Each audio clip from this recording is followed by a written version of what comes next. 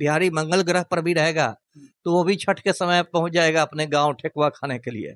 यहाँ तो मिट्टी सोना उगलती है, लेकिन आप ट्रेन चलाते रहिए, हम बच्चे पैदा करते रहेंगे, है ना। बकरियों की तरह ठूस के आते हैं, टॉयलेट में खड़ा होके आते हैं। लेकिन एक संतान नेक संतान, और एक औलाद नेक औलाद, बेटा के इंतजार में 17 बेटी पैदा करेंगे। और जब हालत, जैसे कि अभी छठ पूजा आने वाला है तो बिहार के जो वासी है वो जो अलग अलग राज्यों में काम कर रहे हैं वो अभी ट्रेनों से आएंगे भर भर कर और उनको देखने वाला कोई नहीं होता है, तो इसको कैसे देखते हैं आप? ये सही कहा आपने। छठ तो ऐसे देखिए तो बिहार का सबसे बड़ा पर्व है, महापर्व है, लोक आस्था का महापर्व कहते हैं। और मजाक में लोग कहते हैं कि यदि कोई बिहारी मंगल ग्रह पर भी रहेगा तो वो भी छठ के समय पहुंच जाएगा अपने गांव ठेकुआ खाने के लिए।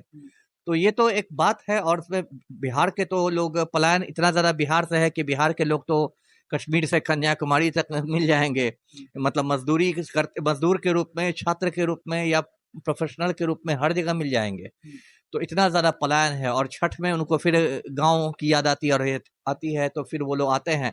देखिए प्लेन से तो आने का सबके पास है नहीं, दिक्कत है, गरीब आदमी के पास है, और प्लेन का किराया भी उससे बहुत बढ़ जाता है, वो मध्यम वर्ग के लिए भी थोड़ा मुश्किल हो जाता है। और जो गरीब है उनकी तो बात ही छोड़ दीजिए।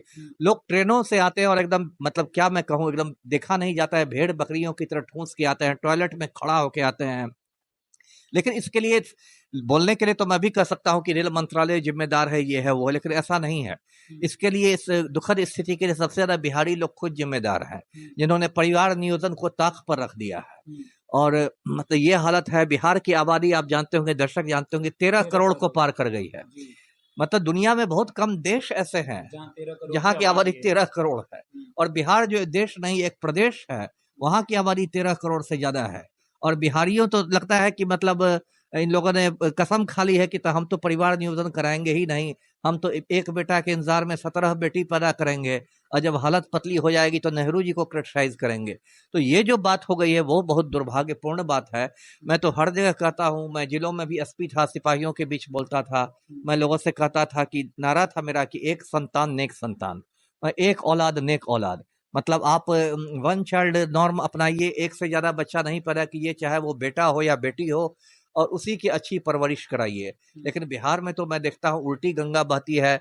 मतलब अनपढ़ जाहिलों की बात तो छोड़ दीजिए, मैंने पढ़े लिखे लोगों को देखा है एक बेटा के इंतजार में आधा दर्जन बेटियां पैदा करते हुए।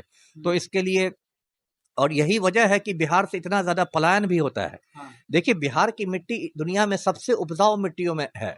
बिहार यदि चाहता तो पूरे हिंदुस्तान को फलाहार करवा सकता था। बिहार यदि चाहता पूरे हिंदुस्तान को दरभंगा का आम खिला देता, है ना, मुजफ्फरपुर की लीची खिला देता, हाजीपुर के केले खिला देता, पूरे हिंदुस्तान को। यहाँ तो मिट्टी सोना उगलती है। लेकिन जब आप मतलब कुत्ते बिल्लियों की तरह बच्चे पैदा करने लगते हैं तो फिर यही बिहार की दुर्गति होगी। तो फिर यही आइए, छठ में आइए, छठी माई में आइए, एकदम नहाए खाए करने के लिए टॉयलेट में खड़े खड़े दिल्ली से पटना, बताइए क्या आदमी आदमी नहीं रहा। अभी तो भेड़ बकरी से बुरी हालत हो गई है। टॉयलेट में खड़े खड़े लोग आ रहे हैं, कहीं टिकट नहीं मिला, इधर घुस गए उधर घुस गए, टीटी को घुस दे रहे हैं, इधर दे रहे हैं, लटक के आ रहे हैं, भटक के आ रहे हैं, कोई चढ़ने में गिर रहा है, किसी का पैर कट रहा है, क्या है। वंदे भारत बनाई जा रही है तो लोकल लोगों के लिए क्या ट्रेन छठ के लिए चलाई जा सकती है? देखिए पहली बात तो वंदे भारत आपने सही कहा, वो तो आम आदमी के लिए है नहीं, वो तो खैर उसका किराया ही ज्यादा है। और ठीक है, चलाई जा सकती है और चलती भी है हर बार भी, मतलब स्पेशल ट्रेनें तो चलती है छठ के समय या होली के समय या इस समय छुट्टियों के समय। लेकिन वही है, कितनी ज्यादा सरकार ट्रेनें चलाएंगी। हिंदुस्तान की आजादी के बाद सैकड़ों नई ट्रेनें चली हैं, हर रूट पर चली है, इसके बावजूद भीड़ आती है। आप ट्रेन चलाते रहिए, हम बच्चे पैदा करते रहेंगे, है ना। कितनी ट्रेन आप चलाइए। बर्थ कंट्रोल करना सबसे पहला प्रायोरिटी होना चाहिए। एक जगह मैंने मजाक में पढ़ा था, किसी ने बिहारियों का मजाक उड़ाया था कि बिहारी लोग सिर्फ ट्रेन में बर्थ कंट्रोल करते हैं, है ना। यानी ट्रेन में वो आएंगे, टिकट भी नहीं कटाएंगे, लोअर बर्थ भी कंट्रोल कर लेंगे, मिडिल बर्थ भी कंट्रोल कर लेंगे, अपर बर्थ भी कंट्रोल कर लेंगे, है ना। बिना टिकट के तीनों बर्थ कंट्रोल हो जाएगा। लेकिन जहां बर्थ कंट्रोल करना है, मतलब परिवार नियोजन जहां करना है, वहां बिहारी कैसे परिवार नियोजन करेंगे। वहां तो डॉक्टर साहब और इंजीनियर साहब को भी बेटा के इतना रहेगा ना, मतलब शौक रहेगा कि एक बेटा के इंतजार में जब तक 6 बेटियां नहीं पैदा हो जाए तो फिर बिहारी कौन बात के है। और उसके बाद इसकी चिंता नहीं है कि वो बेटा बड़ा होके कैसा लफुआ निकलेगा, आवारा निकलेगा, कट्टा लेके घूमेगा, उसकी कोई चिंता नहीं है जी। सर, आए दिन ट्रेन एक्सीडेंट बढ़ती जा रही है। शायद अभी जो रेलवे मंत्री है इनके रहते अभी तक इससे ज्यादा किसी भी पूर्व रेलवे मंत्री में इतना एक्सीडेंट नहीं हुआ था जितना इनमें हुआ, फिर भी इन्होंने इस्तीफा नहीं दिया।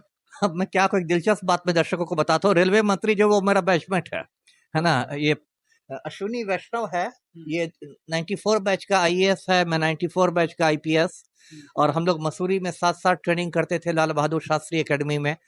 बाद में ये राजनीति में आ गया और अडानी की कृपा से, गौतम अडानी की कृपा से रेल मंत्री बन गया और मैं यहाँ पटना में झाल बजा रहा हूँ। तो देखिए, रेल में जो दुर्घटनाएं होती है उसकी तो बहुत सारी वजह है। अभी तो एक सबसे बड़ी वजह मुझे दिख रही है कि जिस तरह से मतलब मोदी के समय में रेलवे का बहुत निजीकरण हुआ है, बहुत तेजी से निजीकरण होता जा रहा है, तो अब रेलवे का एकमात्र उद्देश्य प्रॉफिट रह गया है, मुनाफा कमाना रह गया है। और लोग मरते रहे, कटते रहे, उनको अडानी जी को क्या मतलब है ना, उनको क्या मतलब, उनको दुनिया का सबसे अमीर आदमी बनना है। 10-20 लोग 2-4 रोज पर कटते रहे तो उन पर अडानी जी को सेहत पर कोई असर नहीं पड़ेगा। आपने सही कहा कि रेल मंत्री ने इस्तीफा नहीं दिया। लाल बहादुर शास्त्री रेल मंत्री हुआ करते थे हिंदुस्तान में, नेहरू जी का समय था, एक दुर्घटना पर उन्होंने इस्तीफा दे दिया था, लेकिन उन लोग का बहुत ऊंचा कैरेक्टर था। आज के नेता लोग शर्म निरपेक्ष होते हैं, मैं तो धर्म निरपेक्ष हूँ, ये लोग शर्म निरपेक्ष होते हैं। शर्म, हया, लज्जा सबका त्याग करके राजनीति करते हैं। इसलिए इनसे आप कोई इस्तीफा की मतलब अपेक्षा मत कीजिए। ये लोग थेथर की तरह कुर्सी से चिपके रहेंगे, बात बनाते रहेंगे।